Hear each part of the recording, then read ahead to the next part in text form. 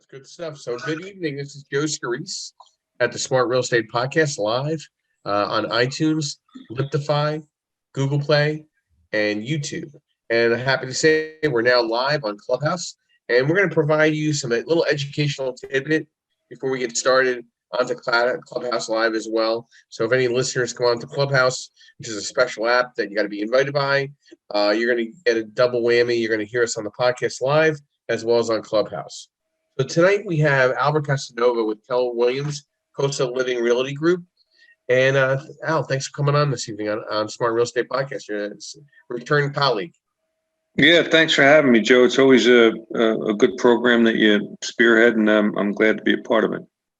So my first question, why did you come up with the subject of educating buyers in a competitive market? Well, why is that the biggest concern right now to you and in the market that you're at? It's a great question.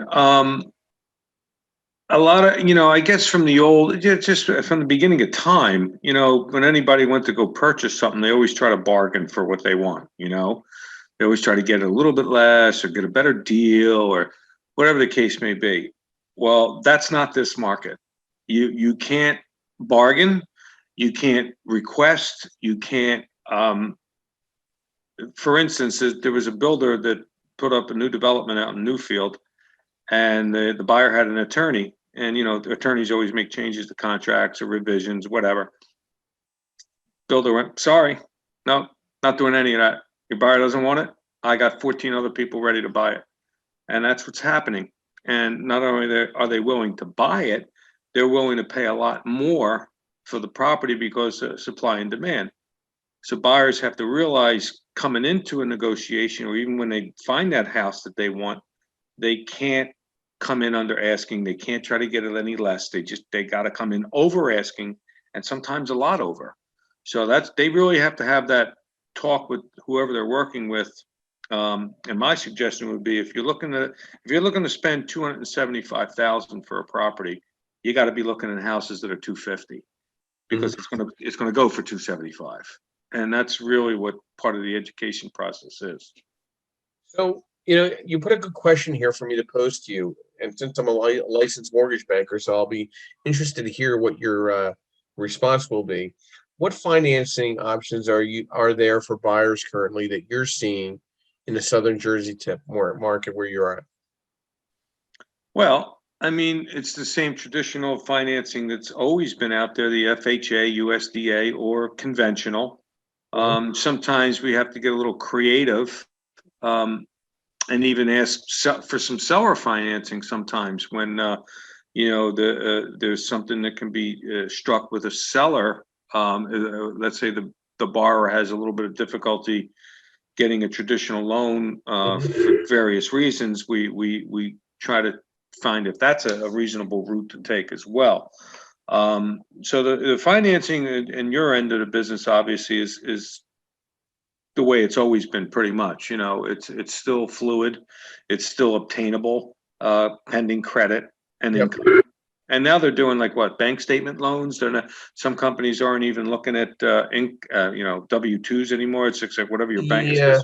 Self-employed people mainly, right? Yeah, that's more the investment world more than the primary residence. I have a lot of those programs that are there, but what I'm seeing very consistently right now is a 3% down conventional product that avoids the mortgage insurance and the potential chaotic, famous FHA appraisal. So a lot of clients are moving toward that way where realtors are comfortable with it. And they like the idea that MI is rolled into the rate, and it's a portfolio CRA product that a lot of the regional banks are extending right now. Not the big banks, more the regional banks. Got it. So where are your buyers coming from currently in the market where you're working from? Well, a little bit of everything, actually. I got couples coming out of Philadelphia, ditching their urban digs for a more suburban life. I have people coming out of New York, looking for some, bigger bang for their buck in New Jersey. And I got to be honest, I've been traveling. I'm not just in South Jersey. I mean, I got settlements in North Jersey, Central Jersey, I was in Greenwich, New Jersey yesterday. I never even knew it existed, to be honest with you. I didn't even know where the hell I was. And I kept driving down. I guess I don't even know what county that is. I guess Salem County. I don't know. It was Yeah, really, it's is in that your where it is? it's in a very rural area. Yeah, exactly. Well, these folks, that's what they want. They wanted a lot of ground, some farmland, blah, blah, blah. So I've been really traveling all over the state, literally all over the state, to try to, I list stuff up in North Jersey and I'm selling stuff up there too. So it's, I've been pretty spread across the state at this point. So what should your buyers know about the homes currently that are on the market, the current inventory? What's your take on the current inventory with homes? And what buyer beware do you warn your clients? Well, honestly, a lot of them do know the state of the market, which is good. That's half the battle. They understand that because they've been looking. They'll call me about a house, and I'm working with like 5 or 6 of them right now, separate sets of buyers. And they'll call me. We saw this house, and by the time I look at it, well, I'm sorry, it's under contract. Sorry, under contract. Sorry, under contract. So they're kind of used to hearing that and kind of know the inventory is low. So that's actually pretty good because they're aware of it. But then they have to come to the realization, if you want that property, you got to come in with this guns blazing. You got to come in strong, or they're not going to take your offer, or they're going to be 4 or 5 people that are bidding against you. In fact, before this podcast, I got an email from one of my buyers that submitted an offer, came in over asking, didn't get it. That's what's happening. Or are you working with first-time home buyers? Or are you focusing more on secondary homes or vacationary homes or investment? It's outside of the last thing you said, it's a little bit of everything. I'm not doing a lot with investors right now because the investors, as you know, they're looking for deals. Well, guess what? There are none. So the investor buyer pool has kind of shrunk a little bit. They're kind of waiting on the sidelines. First-time home buyers are still out there looking. In fact, we did a grant in January for somebody. I have another buyer on the table now that's applying for the first-time home buyer grant as well. I would say it's kind of divided equally between first-time home buyers, secondary home buyers. Got a lot of people coming down the shore looking in Brigantine, Margate, Ventnor, the shore points. And I also have, like I said, couples that are leaving the urban areas to get something with a little bit more ground out in New Jersey. So I'd say it's a little bit of everything except the investor. Except I have one group that's probably going to buy a mixed use building, but that's a total animal altogether. That's storefronts and 11 apartments. That's a little bit different. Absolutely.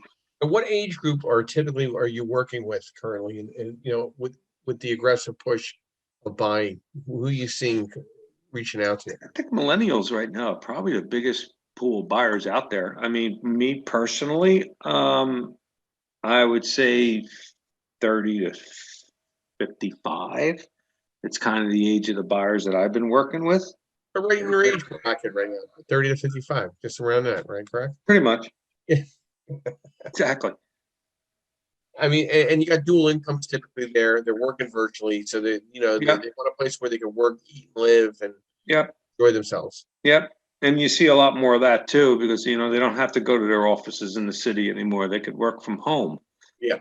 So we're seeing a lot of that too.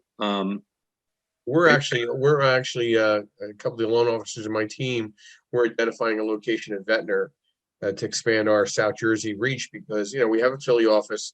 We have an office in Palmyra, but we want to have an office down in the Jersey Shore tip. And my colleagues is picking Ventnor as a potential location. I think that's a smart idea because you are seeing a plethora of people come out of the cities into those areas. So that's actually a very smart move. So knowing that the next sign of a market correction after the condo depreciation in urban markets is the secondary home market, what are you seeing in the secondary home market? Because a lot of people are making their secondary homes their primaries and then selling off their primary homes. Are you seeing that, or what's going on with the secondary home market? I'm seeing a little bit of that. That they are ditching their primary and making the secondary home their full-time home, especially if you're going to be in the retirement years. I mean, if you're past 60, 65, why not retire down the Jersey Shore? Even though you're like these CEOs, I mean, I deal with CEOs of companies too that are at that age, a little bit less. Some are in their 50s actually, and they're buying their second home down the shore to eventually live full time because they can work from the house, and they're not traveling as much as they used to. A lot of these guys are consultants, and they used to travel weekly to different cities, but they're not doing that anymore. Probably won't be doing it for another year. So they could pitch their tent in their second home by the beach and do business. So we're seeing a lot of that too. But what areas are you selling the most down in the Southern Jersey market? Well, that's a very, very tough question to answer. Let's put it this way. I'm going to rephrase that and say, what areas am I trying to sell the most in, because the contracts aren't being accepted? And it's a little bit of, God, honestly, everywhere. Brigantine, Margate, Ventnor, Northfield, Egg Harbor Township, Mays Landing, Galloway, any surrounding town near the shores are kind of everything's getting over asking and just out of control. Here's an interesting stat, Joe, that I was going to educate some buyers with too. In fact, I'm starting to run some ads on it. In our neck of the woods, Atlantic City's always had this, stepchild aura about it, or stigma, like it had some kind of bad rap, for lack of a better word. People heard Atlantic City, I don't want to live in Atlantic City. I don't want to live in Atlantic City. And understandably why. There's some, areas that you got to be careful in, but as a whole, and I looked up the stats, and I thought this was very interesting. Do you know Atlantic City last year, I went back a full year, more condos sold in Atlantic City than Margate, Ventnor, and Longport combined. More in Atlantic City. Yep. And it's great. And then I looked at the price points, and that's what I was to say. Well, it's not only the thing. Here's an interesting stat too. I looked at the bottom 20 sales, the lowest 20, and I looked at the top 20 sales, just to take a poll and see what they sold for as compared to what their asking price was. And all of them sold for less than asking or asking. None of them went over asking. So that tells me there's no bidding wars in Atlantic City. Yeah.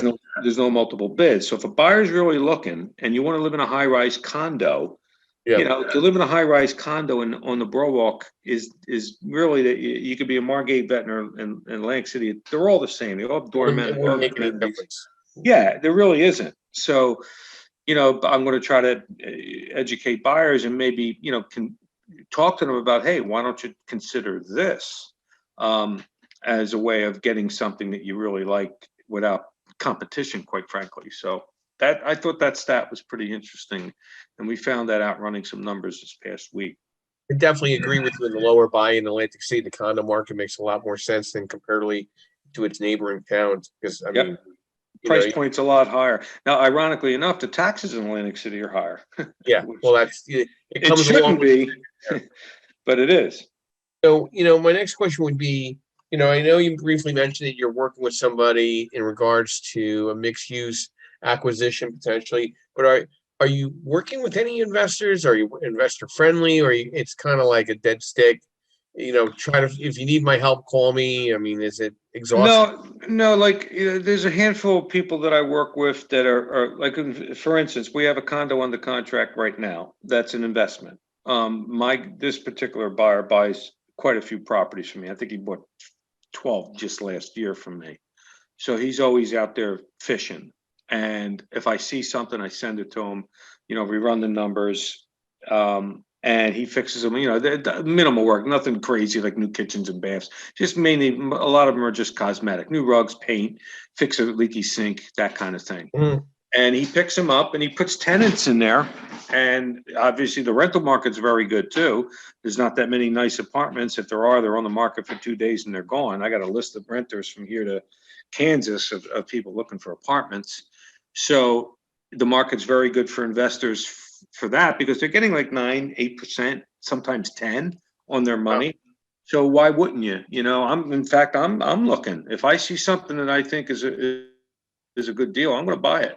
Because I'm going to stick a tenant in there and have some passive income. Well, So yeah, that, I mean, a good 8 to 10% return you can't turn away. I you mean, can't even you know, 8%. I mean, there's nothing wrong with making 8% on your money. no, you're making 3.5 at Vanguard and Fidelity, so Yeah, 8% sounds like a lot more promising. exactly. So, discussing new creative ways to generate cash from a house itself, are you seeing anything new out there with under the pandemic conditions and COVID-19? What are you seeing that's you haven't seen before? Is there something happening that you see that's new? Well, something that I hope I'm not mispronouncing it or AUD, Joe, auxiliary dwelling units, something like Yeah. that. ADUs. Yep. Okay, that's new to me. I didn't know they existed, and I think that's a pretty creative way to generate income from a property you already own. Hmm. They're built relatively inexpensive. They're basically annexes to your house. If you have enough land to put them on, think of it as putting a garage on with heat and a kitchen. I mean, that's kind of what they are. They're 400 square feet, give or take. They're fully functional, fully habitable, and a lot of towns are issuing variances to do them because they know they're creating an environment for family. It's almost like a mother-in-law situation sometimes, or a kid that comes home from college, they have their own domicile, whatever. People are renting out their garages, believe it or not, because they're less expensive than storage bins. And people may rent out one half of their garage and get, $75 a month. And that size garage in the storage facility would probably cost somebody $250. Yep. So it's another way homeowners are actually, turning their homes into little ATM machines. My last big question: what piece of advice you give to a buyer right now, literally thinking about pre-approving for a loan right now, and they call you, say, "Hey, listen, I'm pre-approved for X dollars." What would be the biggest piece of advice right now, mindset-wise, for a buyer in the market? Well, prepare to get that pre-approval raised, because if it's 200 and we're looking at $200,000 properties, most likely you're going to have to bid 210 on it. So we're going to have that loan officer ready to get you an updated pre-qual, because most likely we're going to need one. Good stuff. What's the best way to reach you and contact you and set up a consultation with you, Al? Well, my cell phone's always the best. It's attached to me. Texting is even better, because sometimes I'm on the phone with somebody else and the phone it doesn't pick it up. Text, I can actually read it to see who it was, and that number is 609-338-9588. I'll repeat it. It's 609-338-9588. Al, I want to thank you for coming on the Smart Real Estate Podcast Part 2 with a series of educational subjects with you. Look forward to being on your clubhouse group tomorrow night at 8 o'clock. But again, you're always welcome back with educational subjects anytime you're a friend of the podcast. I want to thank you again for stopping by on Smart Real Estate Podcast. Yeah, thank you, Joe, for having such a professional format too, and thank Ardell. He does a great job setting this up. Well, I want to thank Yardell. Thank you for that. And Yardell will provide a cut and edited copy of your interview sometime between now and the next week. We have a plethora of recent video podcasts that we're doing, so we have a few to get cut and edited to get up and out there. But we'll definitely have it all ready for you. I want to thank you, and then Yep. we'll look forward to having you back on the podcast down the road. You got it. And I'll talk to you tomorrow night on Clubhouse. You're right. Got it, Joe. See you. Everybody be safe. Have a great night. This is Joe Scarice, your co-host at Smart Real Estate Podcast with Yardell Perkins. Everybody be safe and take care of yourself and have a great night. Take care, Al. See you.